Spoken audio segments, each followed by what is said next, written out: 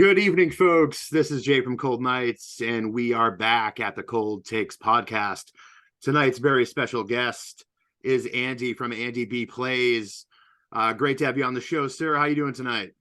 Oh, I am doing fantastic. I'm so thrilled and excited to be here. This is something that we've been talking about for at least 2 weeks now, but with scheduling, it just never really got to work out. But I'm so excited that tonight is the night.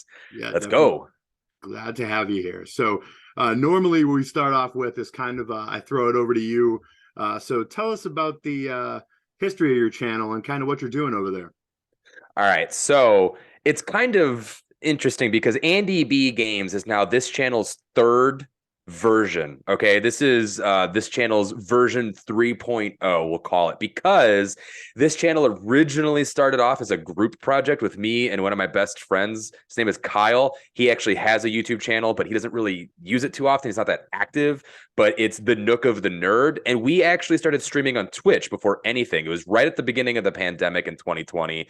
And we started streaming kind of like how Funhouse does. I don't know if you're familiar with a lot of them, like in like Rooster Teeth and stuff like that, Yeah. where they just sit in front and of the camera, they play games, stuff like that. And so what we would do is we would stream 3 nights a week from 6 p.m. to 9 p.m. because it's 69 and we are children.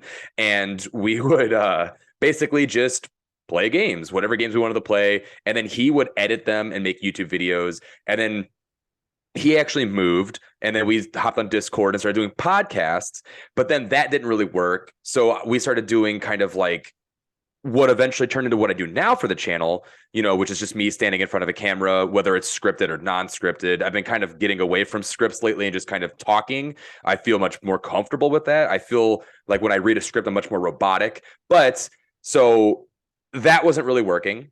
And my brother has also been kind of in this field for a little while. And he was like, well, hey, my friends and I, we're looking to do something like this too. Why don't we all join together? So we went from big boy, little boy gaming, which was me and my friend Kyle, and we turned into a little multi-content creation company called Babble On. And what we would do is we would babble on about video games. We would stream on Twitch. We'd make video content with reviews and opinions and stuff like that. But because there was like 8 or 9 people, it kind of didn't work. And we all kind of felt the tensions brewing for a little while. And I was already making my own little solo content. And if you look back on my channel, you'll actually see some of those older videos. You can kind of see the evolution. And then one day I was just messing around and I came up with the moniker Andy B Plays. And I was like, you know what? I'm going to have a conversation with the guys. Well, March of 2021, the channel officially started as Andy B Plays, and I went completely solo. And it's been a really fun adventure. Since then, I got to meet a lot of people, including yourself.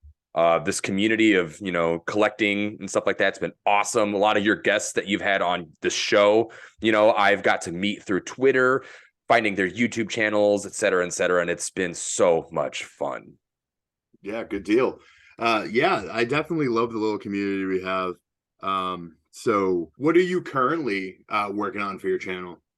So for 2023 in particular, I'm just going to kind of stick with what I like to do. That's kind of always been my thing, is I'm not really trying to appeal to anybody else. I'm stubborn and I love Nintendo. So I was like, okay, I'm just going to focus in on one thing, and it's going to be Nintendo. I like collecting Nintendo Switch games. I like playing Nintendo, everything. So I'm just going to dive deep into that. And that's what I'm going to continue to do.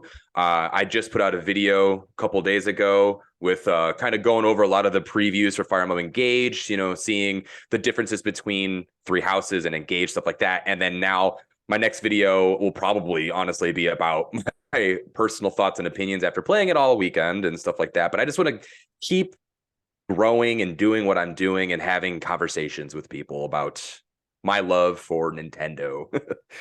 Well, that is what we do here. So we're going to get right into it. So obviously me and you really came together on our love for Nintendo and specifically Pokemon, where we were like fighting like a war on Twitter against our haters. Oh, man. But so I'd kind of like you to go over how you got real integrated with Nintendo and what really endeared Nintendo to you in your gaming past. Oh, buddy. Okay, so it's Pokemon. Yeah, it all starts with Pokemon. grew up with divorced parents, and my brother and I had this system where we would ask for the same thing. So, like, let's say the GameCube, for example, right? We're gonna go back in time. We would ask for the GameCube. I would ask mom and stepdad, and my brother would ask dad and stepmom. So we'd get two GameCubes, so we didn't have to keep bringing it back and forth, stuff like that. But that's just a fun memory. But what it was just growing up. I didn't have a lot of friends. I was like the nerdy kid. I collected Pokemon cards. I had a Game Boy Color, Game Boy Advance. I remember getting a copy of Gold for the Christmas the year it came out. Don't quote me on the year because I'm terrible at remembering those specific minute details, but I remember just falling so deeply in love with it. And I would get like, little headphones and plug it in. I would just drown out the world around me. And I swear I credit Pokemon and Final Fantasy IX for my love of reading and adventure and fairy tales and everything like that, because, both of those games aren't voice acted, especially back then. They were, voice acting wasn't as popular as it is now. So you really have to read. And I'm talking, what is this? 99, 2000. I was born in 92. So I'm 7, 8 years old when these games came out, dating myself. And, my reading comprehension skills aren't exactly the best in first and second grade, but I'm playing these games with such adult themes like Final Fantasy IX. I know it's not exactly Nintendo, but it plays into it. And it just, kind of helped me grow, I feel. But Pokemon was really that thing that really kept me with Pokemon throughout all the years because, it's Game Freak and Nintendo. They have that, friendship together, and all of the Nintendo games or all the Pokemon games are exclusive to Nintendo. And so I just followed that trajectory because I loved everything about Pokemon, and it just has kind of, evolved from there. Beautiful. For me, it was definitely, I think I'm a little bit older than you are, but I was huge when I was a kid into like Mario 2, Mario 3, and I loved like Mario Paint. And I can remember like playing that like bug squishing game with the mouse like over and over again. But what really turned to me was the Donkey Kong Country series. Oh, yes. I have fond memories of all three of the games. My best friend, his name's Keith, and he literally would call me every afternoon, right? So we didn't hang out like normal kids outside. We hung out by talking on the phone and comparing our progress with how many like DK coins and secrets we had found in the games. And those games just really, really just made it like a special time. And then, a lot of the exclusive things, like I actually had a friend that had Earthbound, and I got to experience it like way before the like scarcity and rarity craze. Oh yeah. And things like, Zelda, for instance, like Link to the Past was such an epic game, and I knew nothing about it before. I had not I had played the original a little bit and didn't get crazy into it on Nintendo. But when my friend let me borrow that one, because he had always like, like the hottest new adventure and RPG games. And I was like, this is awesome. And I got my parents to get it for me, and I just fell in love.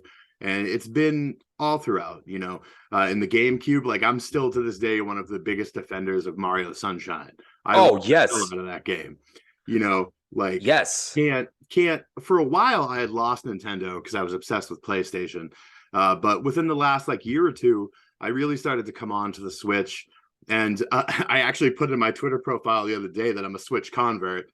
My PS5 is just sitting here. I got it day one and was all excited about it, and it's just sitting here like gathering dust because I'm obsessed with everything on the Switch. So that's kind of my little story on it. I love it. Real quick, I just want to say thank you, because Mario Sunshine gets so much hate, and I don't know why. That game is so fantastic. It's definitely in my top 3 favorite like 3D Mario games. It's so good. Like the jetpack with the water was such a great and fun mechanic. And the music, the lighting, the everything, the colors, it's so pretty. Yeah, like the tropical setting, like it was such a special game. And when I'm experiencing it, I'm like, this is incredible. And I didn't really at that time have a ton of friends that were into games. So I was kind of like playing that by myself. And then when I kind of got into the gaming community when I got older, I was surprised by the hate that was on it. And I was like, Hmm. what the hell are y'all talking about? I Yeah. love this game. Like, what is Right. wrong with you people?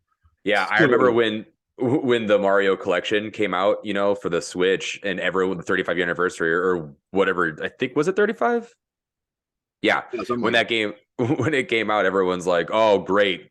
Why did they throw Sunshine in here?" And I'm like, "Are you kidding me? That's the only one I wanted to play." And it's the only one that I played. and the other thing is that I think also gets a ton of hate, but I see some people adopting it very late, was how special the Wii U was. And for me specifically, because when that was out and popular and current, I had a small child. And there was games on there that I loved. Like I got Devil's Third, and there was a ton of fun games for me, but I also have great memories of playing like all the Lego games with my son, Hmm. like Lego City Undercover. We must have played that for hundreds of hours. He loved Yeah. playing it. And like, like the Mario Tennis and just so many wonderful games on the Wii U. And the Yeah. pad was so innovative. Yes. And Yes. it was a front runner for what the Switch became. Yep. And everyone is like, oh, the Wii U was bad. It wasn't marketed. It was just Switch. It was just the, Nintendo Wii version 2. And there may have been some stumbling on the marketing, but I love that console to death. I swear, I feel like you're reading my mind because I Yeah. was literally going to bring up the Wii U right after we finished talking about the hate for Super Mario Sunshine, because I am just like you. I love the Wii U.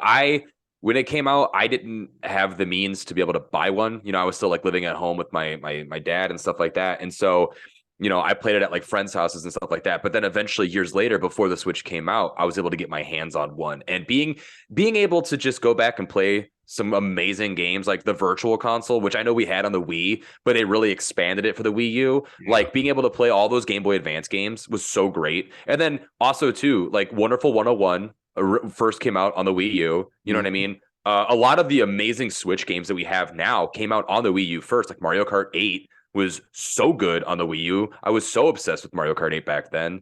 And then also too, the HD remake of Wind Waker with the hero mode is my favorite Zelda game. Yeah. Wii U. You know what I mean? Like I know it came out on the GameCube, but the Wii U HD version of it is the best way to play that game. And I'm just like you. I feel like that gamepad is awesome. It's so comfortable and I love playing it. And one thing that I did want to bring up too, you did kind of mention the marketing.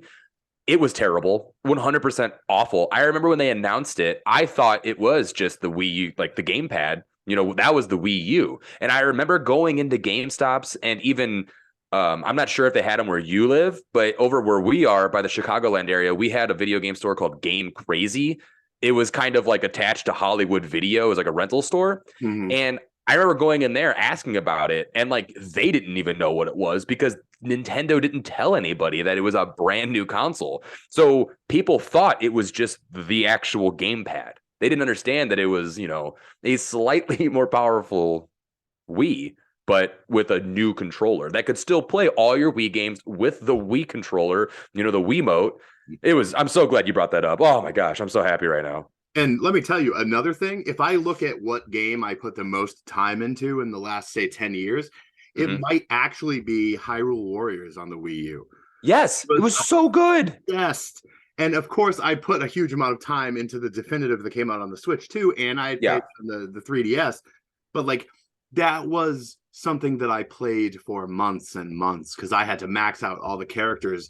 And I'm a huge Tecmo Koei person. I love the Dynasty Warriors series. I love Samurai Warriors. Love all the crossovers. So that was like the greatest thing I had ever experienced. And just when I hear people kind of talk bad about the Wii U, I'm like, if I was to remove that from my game experience, I would lose a lot of the time I had with my son, and I would lose a lot of the time I had with myself. Like, Mhm. I don't think it would be as complete without it. Yeah. There's another game too that was it wasn't really me, but this is more so from my brother's story. But Monster Hunter 3 Ultimate on the Wii U. I remember him and his friends played that for hundreds of hours. I insane amount of time. Oh my gosh. Like I said, I'm so glad you just brought this up. And even looking back, going back to like the Wii, it was tough to deal with the shovelware, but there was some real hidden gems on the Wii too. Absolutely. And There's I was very averse to motion controls. So mhm. granted, I'll admit, right, I didn't play through all those Zelda games, but my wife did. And it was totally me sitting on the couch watching her because I love the stories and I love the characters. But I will admit that I despised the nunchuck and all that. Oh man. But One more quick story, and it's about the Wii, and I promise we can move on. But so again, my brother's like a little older than me. I think technically he's 7 years, right? So he's a big reason why I got into, the things I got. Like hold on. Sorry. Put a pin in the Wii story I'm going to tell you real quick. It's about Twilight Princess. So this is kind of going back to Final Fantasy IX because this game is so special to me. But just to kind of show how much of a great big brother he was and how he got me into video gaming. So because I was so much younger, our like school time was different. Like as he was like he would get off the bus and then like I'd be home like an hour later, right? Well, I think there was like one time he stayed up super late and beat the end of Final Fantasy IX, like beat the final boss, saw everything, rolled the credits. Well, he recorded it on VHS so he could make sure that later that day, because I think maybe his school was out for some reason, but that day when I got home off the bus, he loaded it into VHS and was like, check this out. I wanted you to see this. And I will never forget that moment. Yeah, so fast forward. Oh, it was awesome. And I think that's the biggest reason why Final Fantasy IX, besides it being the best Final Fantasy game, no arguments. I told you I was stubborn. But anyway, so my brother podcast. Yeah, right. I love it. So my brother, fast forward to the launch of the Wii, he waits in line at a Walmart, right, for the 20, like, you wait 24 hours, you get it at midnight, whatever. I waited in line with them, but because I wasn't 18, Walmart had this really weird rule where they were like, hey, if you're under 18, you have to leave at like 8 o'clock. And I was like, what? This is the dumbest thing ever. So we call our dad. He comes, he picks me up. My brother stays. He comes home with it. He got Red Steel and he got Twilight Princess for the Wii. And he's like, oh man, I'm so tired. And I'm like, I'm like wide awake. You care if I hook it up? He's like, yeah, I don't care. Whatever, man. He's like, we're gonna play it together. And I'm like, okay. So I hook it up. I play all of Twilight Princess in one sitting. He wakes up the next morning. I'm at the end of the game. He's like, what are you doing? And I'm like, I haven't put it down. I can't. That's awesome. And I beat Twilight Princess in one sitting from the day it came out at like, he got home at like 12:15 till like 2 p.m. the next day. I sat there and beat it in one sitting. And I used the nunchuck controlling because it was on the Wii U or on the Wii, sorry. And I loved it. So you're crazy for not liking the nunchuck. I loved it. And I also think that there is some importance, even though I didn't enjoy it, that the motion controls definitely opened up gaming to more people. Mm-hmm. And though I may not have enjoyed some of those titles myself, I can definitely recognize that an innovation like that has helped bring our industry to where it is. There's so many more people involved with it, and it's so much less obscure than it used to be. And I think that the Wii was a huge part of that. Oh, absolutely.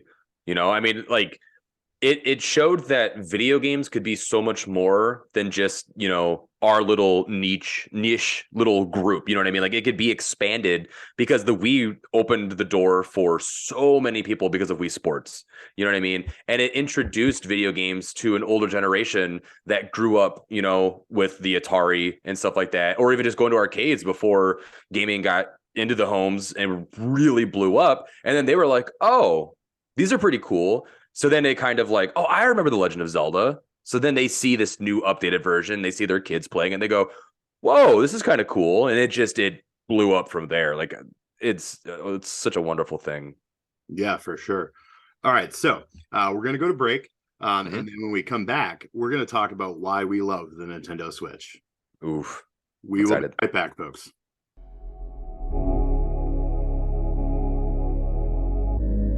And welcome back, folks. We are ready for the second half of our Nintendo-themed podcast with Andy B.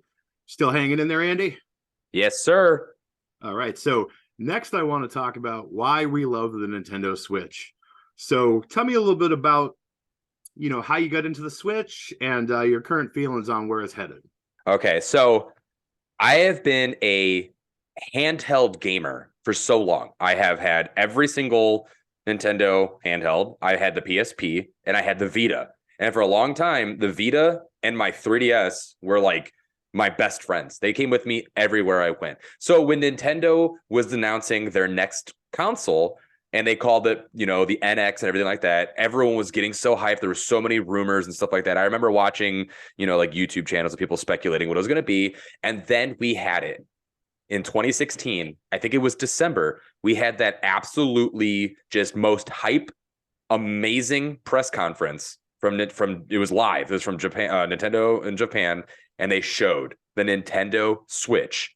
And I cried. I remember I was at my friend's house and it was, we were both watching it. It was like, we had a group of people. We made it a whole event. I think we ordered pizza and everything. We were all really big into video gaming and stuff like that. Nice. And so we're watching this event and I'm literally in tears because it is a Nintendo console that you could take on the go. And they had Suda51 on there. He's talking all about, Travis Strikes Again and stuff like that. I'm a big No More Heroes fan, so I was super stoked about that. We saw Octopath Traveler, which oh my gosh, my mind just blew when I saw that game. And, they showed Mario, and they showed my least favorite Zelda game, Breath of the Wild. And I just could not believe everything I was seeing. So then hold up. I knew that was going to happen. No, though, this is a good thing. I am in the same camp as you. We are best friends. Jay, hold on. We just became best friends. Like, this is destiny, dude. This is fate right here.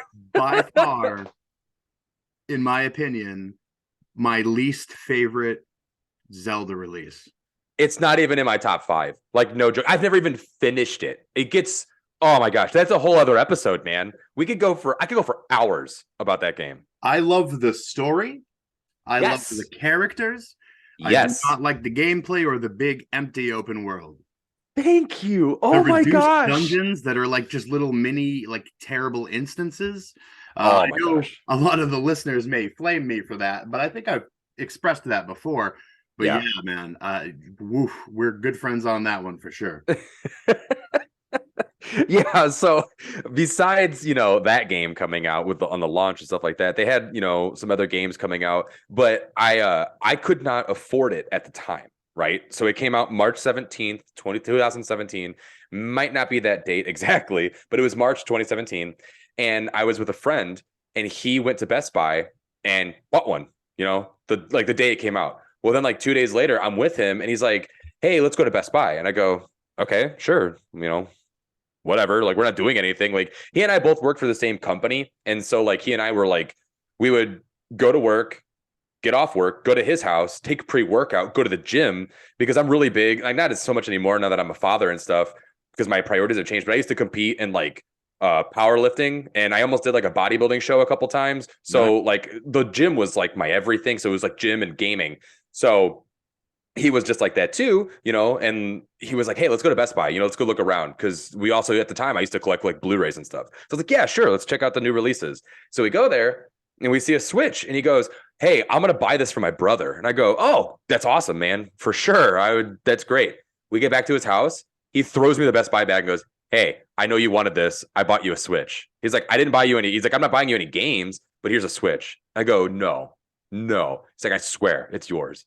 And it's just been heaven from there. You know what I mean? And then obviously the OLED came out with Metroid Dread. And I was like, okay, I need this. Like, there's no way I'm not getting this combo together, because Metroid is another one of those franchises that I'm just chef's kiss, like can't do anything wrong. So that's kind of where I am, because it's the perfect, I'm kind of rambling now, but it's like the perfect hybrid of being a home console. Yeah, you can, play like Mario Party, Mario Kart, Mario Golf, tennis, all these things with your friends and family. Or in my case, me and my wife play every night. We rotate through Mario Party, Mario Golf, Super Rush, the newest one, and Mario Kart 8 Deluxe.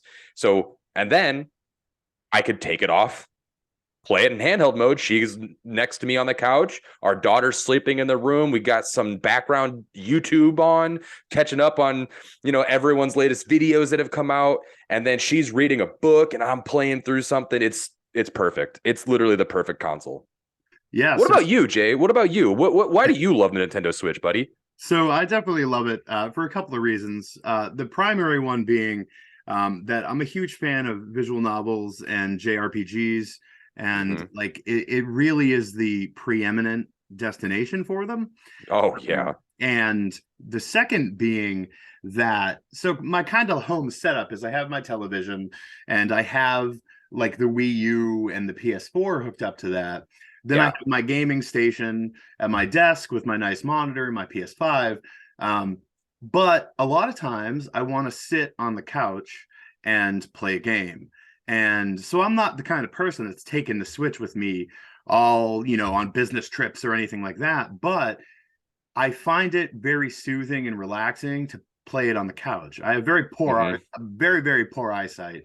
And literally sitting on the couch, unless I'm wearing my glasses, I cannot see the TV well enough to play any game that requires like precise inputs. So I Right on. love being able to just sit on the couch and play. Very rarely do I use it docked. I use it docked sometimes to record like gameplay footage for Hmm. videos, but that's about it.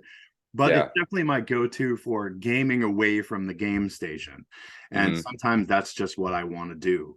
And just I find it incredible the amount of quality releases that come out on it, specifically first party stuff from Nintendo and Nintendo's like subsidiaries, but also like so many things have come to the system that I never expected would. And Oh yeah. it's really persevered. Like how long have people been calling for the Switch 2 or a Oh Switch man. Pro? And it's still going. And it's still and we'll talk about it in a little bit when we talk about the future of Nintendo and the console wars. But it's kind of winning, Yeah. even with its slightly weaker hardware. So I just find it such a unique thing, and I just love it. And Hmm. I love also another big part is the community around it. Oh, for So sure. when I started making YouTube videos, I was very much focused on the PS4 and then the PS5 and a little bit of handheld stuff. Like I did love my Vita and all that. But when I really got into like the Switch community, I made so many good, knowledgeable friends and so many just wonderful experiences that you can't get when you make just content for the other consoles. If you literally do an experiment and for a month only make things about Xbox or Sony, your views will go down significantly. Yeah. You will have a lot less community involvement. And it's certainly not all about views and followers and stuff. Right. It's that interaction you get. Hmm. Oh, So for sure. it has such a strong community around it. And I'm not even Yeah. part of like Switchcore or anything. Like this is just me operating on my own and making friends. And it's really neat. And I don't feel you can get that with the other ones. No, absolutely. It's crazy because like the Nintendo Switch fan base is so just passionate about the console. And they're passionate about their games. Like you look at all the different franchises, that are on the Nintendo Switch, like Xenoblade, Fire Emblem, which is, obviously we have Engage coming out on the 20th. So that's been a big, conversation piece right now. And then Pokemon, oh my gosh, that could also be a whole other episode. But Yeah. then like you got Metroid and everything. Like you see all these people coming to the defense of the Nintendo Switch for those franchises. You know what I mean? Like you mentioned it earlier, you and I, we were knocking people out left and right on Twitter and all those arguments because, people who weren't even playing Pokemon Scarlet and Violet were throwing in their 2 cents. It's like I literally lost followers on Twitter because I was defending those games so much, but also at the same time still being like, yeah, the games needed work. Like we understand that, but you guys that are talking about this and saying that, oh, we need a new Switch. You don't understand what you're talking about because you're clearly not playing Xenoblade Chronicles 3 or, Crisis Core that just came out in December and all these things. But we'll talk, like you said, a little more about that. But you hit the nail on the head. It's such a big community based system, and it's unlike anything I've ever seen. Like that's why I mean, obviously I love playing the Nintendo Switch and I love my Nintendo Switch more than anything when it comes to consoles. But it's also a big reason why I stopped talking about Xbox and PlayStation on the channel because back when I had all those other people with me and we were making news content, I would talk about, things that I was excited for Xbox, like, and the PlayStation 5 and stuff like that. But I found myself getting so bored with that. You know what I mean? And I was like, kind of like what you said, it's not about the views and it's not about the amount of people that are subbing to you and stuff like that. All that stuff's nice. It's cool. But like, you hit the nail on the head, man. It's all about the community and the conversations. And if you love the Switch and you make content on the Nintendo Switch, you're gonna have people come to your videos and have those conversations. If it wasn't for you and I both playing Nintendo Switch games and covering Nintendo Switch on our YouTube channels, we wouldn't be sitting here right now. Absolutely. The other thing too that I think a lot of people that aren't Switch converts like me and haven't come over to it yet need to realize is, other than Steam, there is no other place where you have so many sales and so many wonderful indie games on the eShop. Literally just this week, while I was waiting for Engage, last week they had Tales of Asperia on sale for like $2.99. And I grabbed that digitally. And yes, I have it for other systems, but it was something I wanted to play on the couch. And I've put about like 10 or 15 hours into it this week, and I've had a great time reliving it because I found it on the eShop for $2.99, and it just seemed like a great opportunity. And the indie games are incredible. I've played so many fun indie horror games and puzzle games, you name it.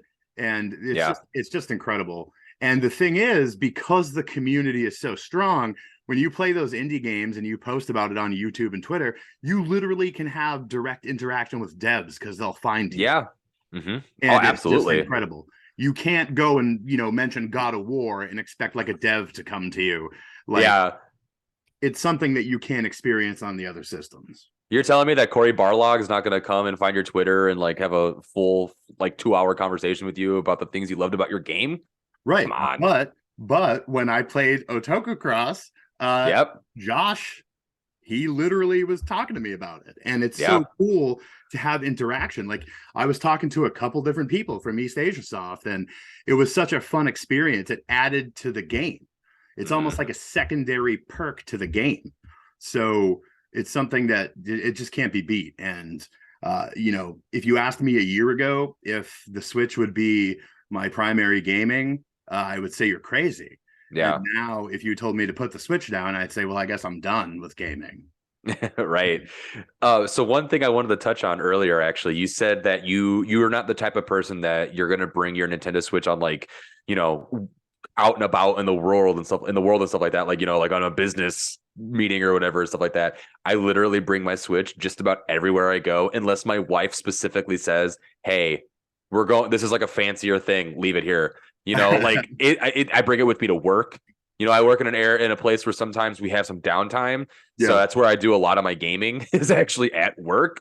But so I bring it there. I've taken it on trains with me. I've taken it to conventions, because I'm from the Chicagoland area, so I'm pretty close to Milwaukee. And up in Milwaukee, in Wisconsin, Milwaukee, there is this really cool gaming convention. I've only been the one time, but we all brought our Switches. I went with my brother and his friends, and one of my old friends, and we were playing Smash Bros. And we were, trading friend codes with people in the convention, all these different things. It's so cool. Like, such a great, I could just go on for hours about how much I love the Switch. So the next thing I want to touch on is the console wars. So I want to ask you, how do you think Nintendo's faring in the console wars? They're winning. Is it even a question? Like, I'm not saying that because I'm a fanboy. I am a Nintendo fanboy. I'm a Nintendo enthusiast, just like my YouTube says, my Twitter says, my TikTok, everything.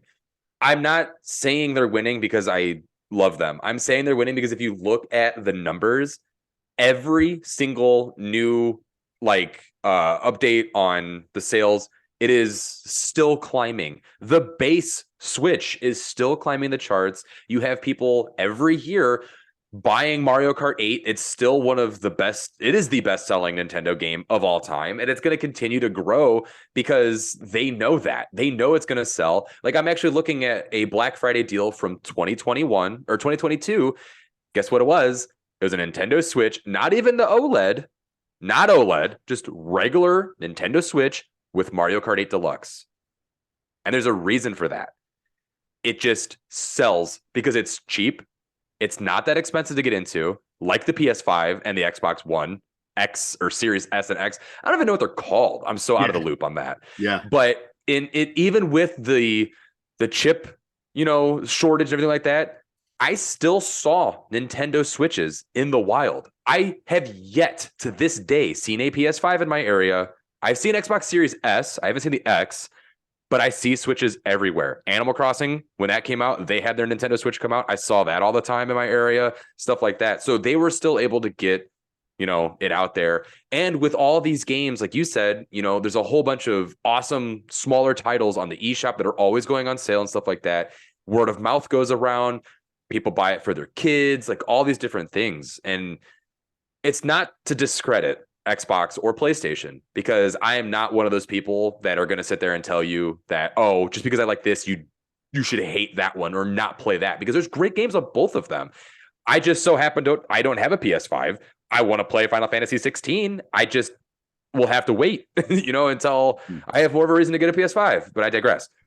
It's just the numbers show that Nintendo is dominating, period. But Jay, I'm curious, what are your thoughts on this? So, when I'm sitting there watching, Sony and Microsoft go back and forth with their, exclusivity and accusing each other of monopoly, and I'm watching Microsoft lay off 10,000 workers and watching their Xbox division circle the drain, I'm like, Nintendo is in the background raking in the cash. Oh, yeah. And I find it incredible that both of these new consoles from Sony and Microsoft are technological juggernauts. They are very powerful systems. And even people that are Switch lovers will openly admit that the Switch does by far have inferior hardware, but it is still winning because of the support from third parties, the wonderful first party titles, and again, like all those great indies, and the utility of the Switch. Both the trash can, Series X, and the like 50-pound PS5, you're not carrying those anywhere. Mm-hmm. So it's incredible to me that these guys are spending so much money in this war, and Nintendo's kind of like off in the background, being like, yeah, you guys keep doing that. We'll still be here when you're done fighting. Mm-hmm. And yeah, I'm honestly surprised that we haven't had more people kind of turn their backs on them yet, because it's getting ridiculous. And I think there will be, over the next year or two, more what I call Switch converts like myself coming mm-hmm. over and being like, I'm sick of the the ruckus over here in this console war, and I just want to do something that's fun and wholesome. And I think Nintendo completely offers that. Oh, you're absolutely correct. And my favorite thing about them is they've always just kind of done their own thing. They've never really tried to impress anybody. They never really tried to one up anybody. They've always just put out quality. Like their games are great. Their consoles have been fun and good. They've never been that company that was going to compete alongside PlayStation and Xbox. You know what I mean? Like they've never came out and said, hey, we're trying to build a much more powerful console. Because even when the Switch came out, like you're kind of talking about it, it really wasn't even that powerful for that time in 2017. Like, and then also too in 2021, we got the OLED model, the OLED. The PlayStation Vita, when it launched, had an OLED screen. Right. So it was already, even with this newer upgraded screen, which is wonderful. Did you ever end up getting one? Do you have one? I did not. Okay. If you don't, oh my gosh, if you ever find the ability or you have the means to be able to get one, I highly recommend it, because it really is a world of difference with the upgraded back stand for it. So you could like prop it up better. I know you don't really bring it anywhere, but it's really great for like playing it on the go and stuff like that. It's got better audio, and then that screen. Oh my gosh, man. I cannot wait for Fire Emblem Engage to see how beautiful that game's going to look on that OLED. But that is outdated, technology. That's not brand new, top of the line. They put that out in 2021. And guess what? It's sold really, really well. And it's going to keep selling really, really well. It's crazy. Yeah. And, thinking about it, if I'm definitely not one of those people that is saying that we need a Switch 2 or any kind of upgrade. But I will tell you, if they do and they do it successfully, Microsoft and Sony are going to be in trouble because Nintendo is not going to stop innovating. They're not going to stop making delightful, first party titles. And they're still going to have all the support from the indies. And if they make something that's competitive on hardware level, I think that might be it for Microsoft.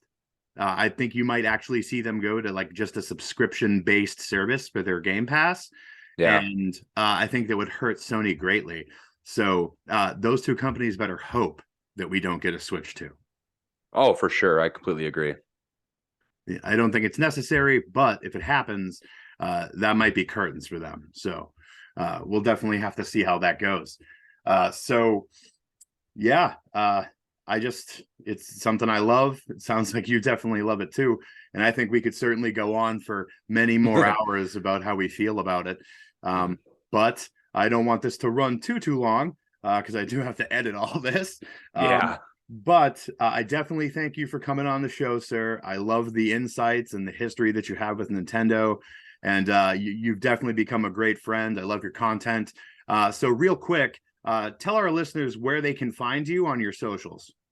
Okay, so thank you so much for inviting me on. Absolutely. I was thrilled and honored when you reached out to me. I saw when you first started, making the show, I literally was like, I hope I get asked. Like, I didn't want to be like reaching out to you to be like, hey, if you ever need anybody or anything like that. Like, I didn't want to like DM you, but I think we may have had like a conversation similar to that on like just on Twitter. I think we were kind of both like, we kind of knew that we were probably gonna, end up doing this together one day. And I'm so glad that you started this because you've had some really great guests and I love listening to it. It's a lot of really interesting insights. That last episode you put out with, Emily and Brandon was absolutely awesome, phenomenal. Like, seriously, this is such a cool little avenue and I'm so stoked that you're doing it. And I can't wait for more episodes. But again, you can find me literally everywhere. Twitter, Instagram, YouTube. It's all just Andy B Plays. I kept it simple so that way it was easy to find. But yeah, nothing real flashy. Just Andy B Plays. Good deal. All right, yeah, and we'll we definitely had a blast with all the guests we've had, and that last show was definitely a doozy. It was my first one handling 2 guests. And then tomorrow night I actually have 3.